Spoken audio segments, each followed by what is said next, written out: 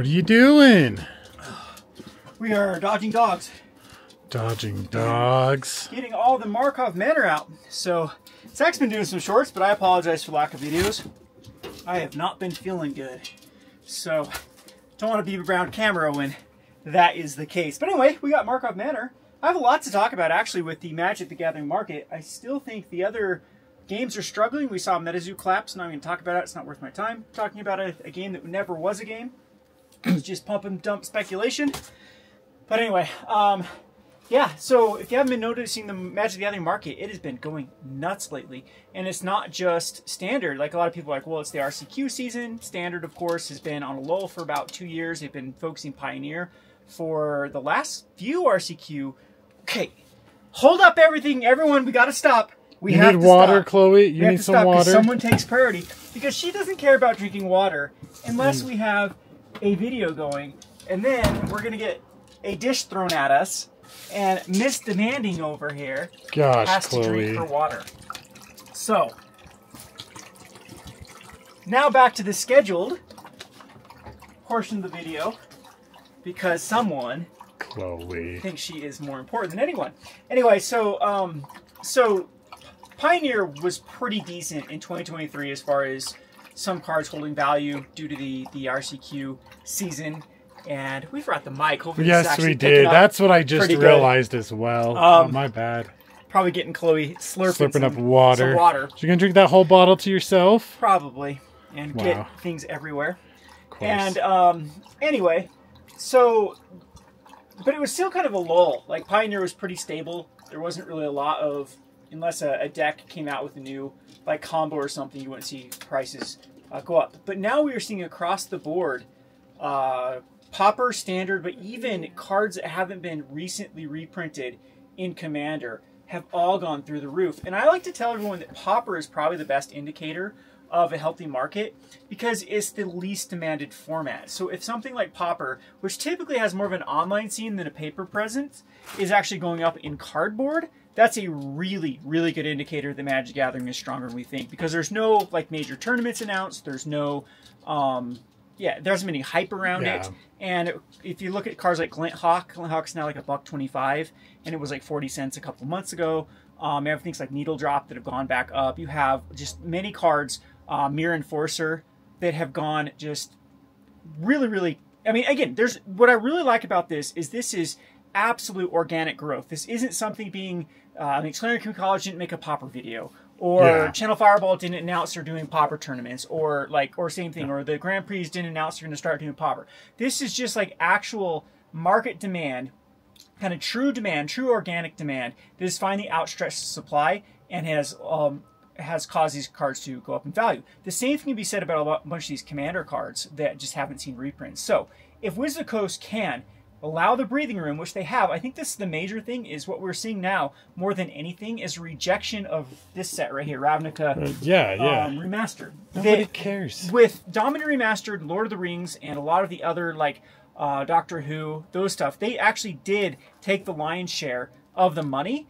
And so the thing is that money's still out there. It's still competing for Magic the Gathering products. The thing with Magic the Gathering is they've created just so many products, and in 2023 and 2022, they created so many appealing products that people didn't care about looking at singles. So they just went to the sealed product because the value from the sealed product was just absolutely like amazing compared to the single. So singles were ignored, single prices crashed, and then also sealed prices crashed because then if singles aren't worth anything, then sealed with the overprinting of the sealed, then no one wants it, and that's what we really saw with Ravnica Remastered is no one cared about. This is I think this was sold less than Infinity.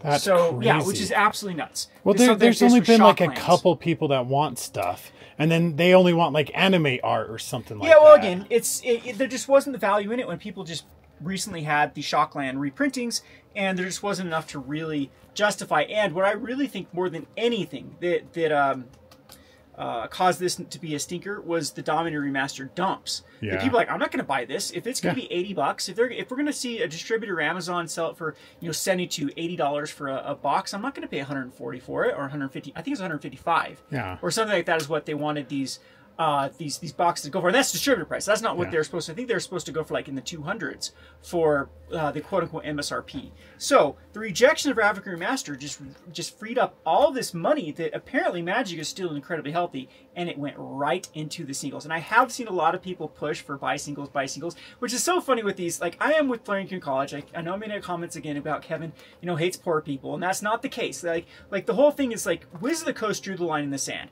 They call this a collectible card game. They call this a trading card game. They can't go back on it and make it an LCG or free game pieces. This is exactly what they did 30 years ago. They want it to be this way. If you're kidding yourself if you don't like the collecting aspect of Magic, everyone does. It's part of the appeal of it, is people like collecting and building towards a collection.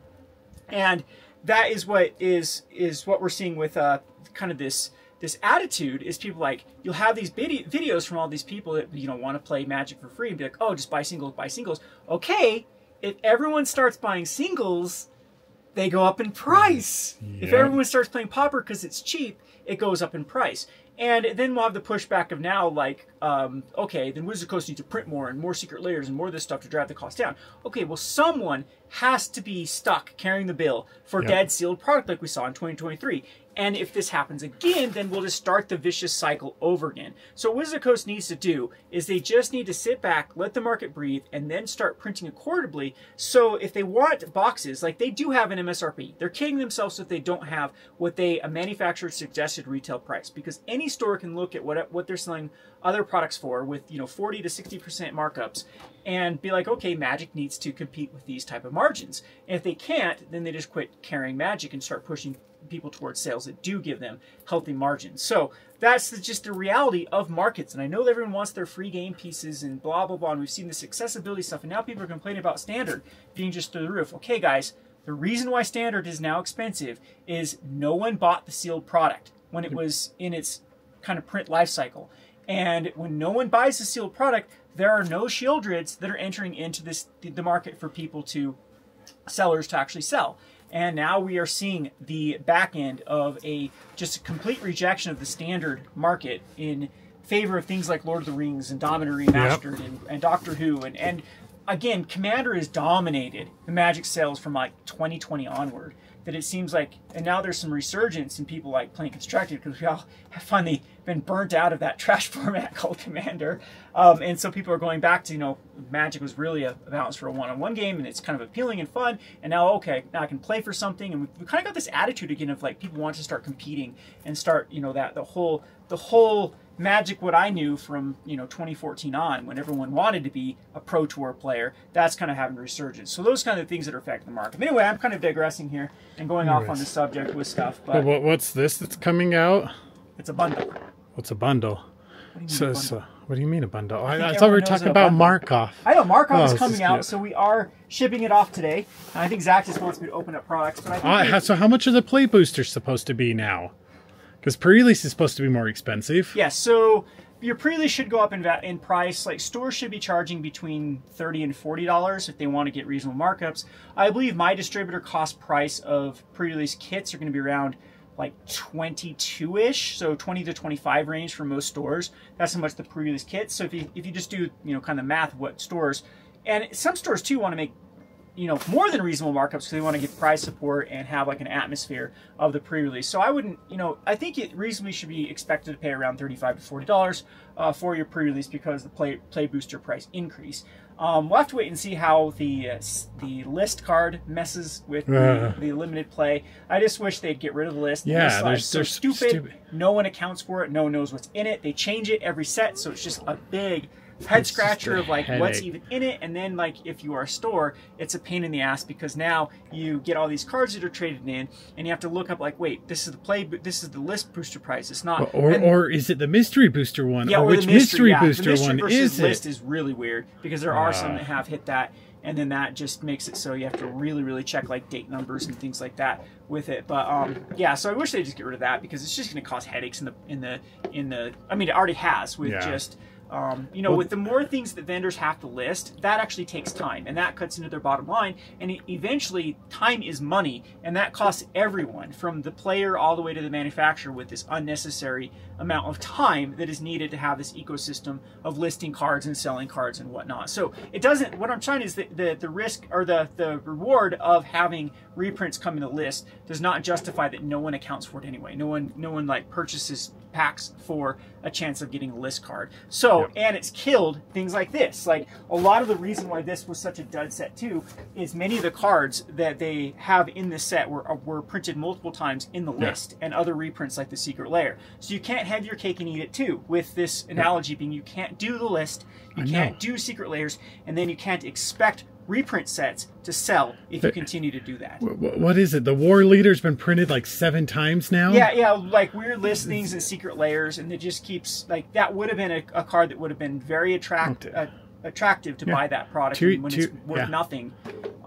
That's 2 years ago, the basic foil was $70. Yeah. And now it's like $15. Well, again, if going back to the list, that's the biggest, what I complain the most about is when they choose to do, like, or in mysteries, when they choose to do, like, foil versions of the list. Like, oh, cool, there's this card like Aurelia the War Leader. We're going to put it as a foil in the list slot, and then it gets just completely valid. I think that was mainly more from mystery. I don't know if they do it with lists, but that's they don't do the foils. The problems they've had with it. But anyway, we got to get back to shipping this. I just thought I'd give a quick update. I really am excited to start doing the market. I know a lot of people, I did kind of a poll in my Discord of what people like to see content go by. They love this sort of short form version of me just kind of ranting and doing stuff, but by far most people say this is Rogue Market. So I'll try to get back to the Rogue Market. There are some really cool things to talk about with now that it's profitable to buy and sell. It literally is profitable. Even uncommons going up. Yes, your collection is now reasonable to try to compete in that market of being managing a collection even like that.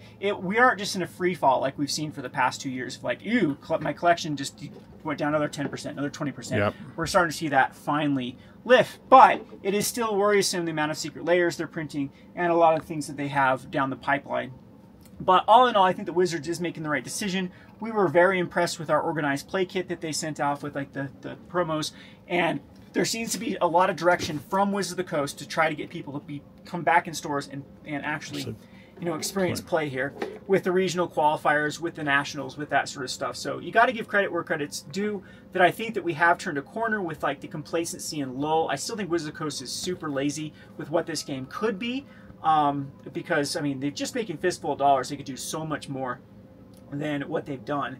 But I mean, you can't complain when they're making steps in the right direction. Yes. So that's where I'm at now. So my attitude's kind of changed with that, and I mean. Cool. Things collapsing at Medici is also good for Magic because even though it is a minor amount of money that was kind of pumped into that trash game, it's going to now go back to Magic, and I think we're going to see some consolidation of all the billion of other random games. So like Fantasy Flight releasing Star Wars right now is just so stupid. You don't want to be releasing it in a market that's dying. You want to wait to they're 2 years too late for it. There's not even a movie coming out for Star Wars. Yeah, it's kind of weird. Usually there's a Star Wars video every month. But anyway, we got to hurry to get these out, so we're going to cut this short, and I hopefully will have everyone's stuff out today for Markov. Kind of Clue editions are like 2 weeks behind or 3 weeks behind or a month behind or something, so you won't get those until those are out, but everything else should be good to go. Anyway, Button says hello. I'll try to get your barrels this time. All right, see you guys later.